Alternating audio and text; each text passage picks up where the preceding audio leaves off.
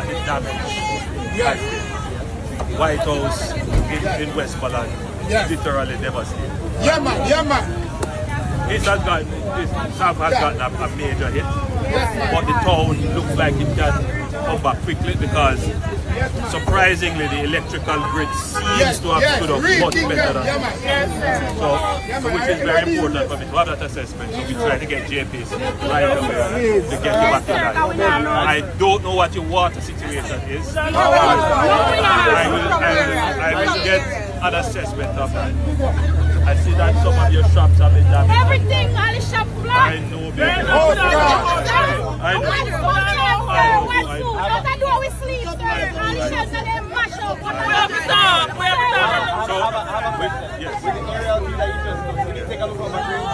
First line of business now is to clear the roads so that we can bring in the supplies into the town.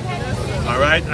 We are working on that now. We just managed to get to Black River. And so we're moving from Black River on that route to get into the south. Yeah, man. Alright? So give us another 24 hours. Yeah, man. To get the supplies. What time do you think we're going to get the you on the television? It's wonderful to see you. No, I want to talk to you, Chief, man.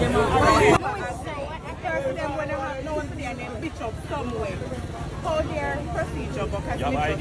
Yes, sir. That's all we want. We need to be able to identify who we're giving a bed. So the schools, we have a special program for that. Minister Dana Marsix will announce that shortly.